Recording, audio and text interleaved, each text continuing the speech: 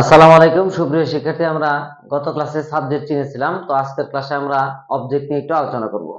যেহেতু আমরা কমপ্লিমেন্ট পড়তে যাব, তো কমপ্লিমেন্ট পড়তে গেলে সাবজেক্ট আর অবজেক্ট সম্বন্ধে ধারণা থাকলে কমপ্লিমেন্টটা বোঝা আমার জন্য আরো সহজ হয়ে যাবে। তো এখানে আমি যে জিনিসটা বলতেছিলাম যে অবজেক্ট চেনার উপায়, অবজেক্টের পরিচয়টা আসলে কি, যে ক্রিয়াকে কি বা কাকে দ্বারা প্রশ্ন করলে যে উত্তর পাওয়া যায় তাকে কি বলে, অবজেক্ট বলে। তাকে অবজেক্ট বলে। যেমন হি লাইকস পেন।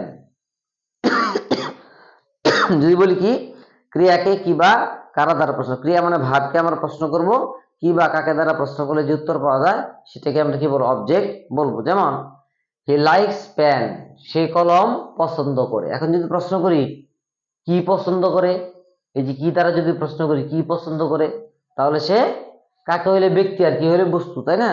সে কি পছন্দ করে, তাহলে সে কলম পছন্দ করে। এখানে কলম কি, অবজেক্ট। উত্তর আসবে কি, কলম, পেন। আবার যদি বলি শাহিন বট সাম বুকস, শাহিন কিছু বই ক্রয় করেছিল। তাহলে শাহিন এখানে সাবজেক্ট, এটা ভার্ব, সাম বুকস কিছু বইসমূহ, কিছু বই ক্রয় করেছিল। যদি বলি কি ক্রয় করেছিল, কি ক্রয় করেছিল, তাহলে কিন্তু এটা চলে আসে কিছু বুক অবজেক্ট।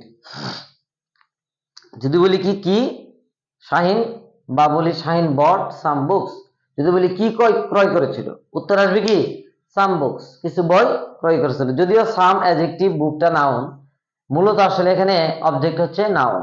এটা আমরা পরবর্তীতে আসতেছি। সরি, অবজেক্ট মূলত এখানে কি, বুকটা মূলত অবজেক্টিভ। ওকে, অবজেক্ট। এখন বলছে অবজেক্টের অবস্থান।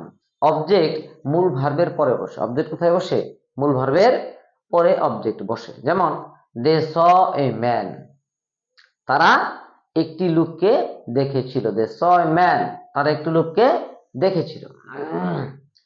আবার যদি বলি, প্রশ্ন করি এখানে, যদি বলি তারা কি দেখেছিল, বা যদি বলি কি দেখেছিল, উত্তর আসবে এ ম্যান, একজন মানুষকে। তাহলে একজন মানুষকে এখানে অবজেক্ট। যদিও মূলত অবজেক্টটা মেন আর্টিকেল, তার সাথে সংযুক্ত হয়ে অবজেক্টটা কি করছে, জাস্ট বড় করেছে, কিন্তু মূলত অবজেক্ট কি, ম্যান। আবার যদি বলি বাদল ক্যান মেক কেক, বাদল কি করতে পারে, বাদল পিঠা বানাতে পারে। কেক মানে কি, পিঠা। ঠিক আছে, বাদল পিঠা বানাতে পারে। যদি বলি কি বানাতে পারে, উত্তর আসবে কি কেক। তাহলে কেকটা কি, অবজেক্ট। তাহলে আরেকটা জিনিস আমরা এখন জানবো, যে বাক্যের ভিতরে যে অবজেক্ট ব্যবহার হয় এটা কোন পার্ট অফ স্পিচ হয়। তো আমরা এটা খেয়াল রাখবো, বাক্যের ভিতরে যে অবজেক্ট ব্যবহার হয় এটা নাউন এবং প্রোনাউন, নাউন এবং প্রোনাউনই শুধু বাক্যের ভিতরে অবজেক্ট হিসেবে ব্যবহৃত হয়। অন্য কোনো পার্ট অফ স্পিচ, আসলে ওই যে সাবজেক্টের ক্ষেত্রে বলছিলাম যে বাক্যের ভিতরে একমাত্র নাউন এবং প্রোনাউন সাবজেক্ট এবং অবজেক্ট হিসেবে ব্যবহৃত হয়। অন্যান্য পার্ট অফ স্পিচ সাবজেক্ট বা অবজেক্টের সাথে যুক্ত হয়ে সাবজেক্ট বা অবজেক্টকে কি করে, বড় করতে পারে। যেমন এক্ষেত্রে কি, I know the good man, আমি ভালো লোকটিকে চিনি।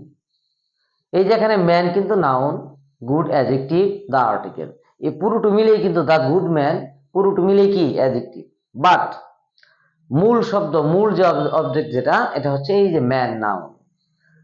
এরা জাস্ট নাউনের সাথে, অবজেক্টের সাথে, নাউনের সাথে যুক্ত হয়ে কি করেছে, বড় করেছে, বড় করেছে। আর অবজেক্ট সবসময় কি বলে, আমরা বলছিলাম মূল ভার্বের পরে বসে, মূল ভার্বের পরে বসে। এই যে ভার্ব তারপরে বসছে, এই যে ভার্ব তারপরে অবজেক্ট বসছে, এই যে বট তারপরে অবজেক্ট বসছে, এই যে ক্যান মেক এটা ভার্ব, তারপরে কি অবজেক্ট বসছে। অর্থাৎ ভার্বের পরে অবজেক্ট বসে। আর বলছিলাম নাউন এবং প্রোনাউনে কি হয়, বাক্যের ভিতরে অবজেক্ট হিসেবে ব্যবহৃত। যদিও দ্য গুড ম্যান এই পুরোটা মিলে অবজেক্ট, কিন্তু এই ম্যানটা নাউন, এটাই হচ্ছে মূল অবজেক্ট। এই গুড আর্টিকেল ম্যানের সাথে যুক্ত হয়ে অবজেক্টটাকে বড় করেছে। তো ঠিক আছে, আল্লাহ হাফেজ। পরবর্তী ক্লাসে আমরা কমপ্লিমেন্ট নিয়ে আলোচনা করবো ইনশাআল্লাহ।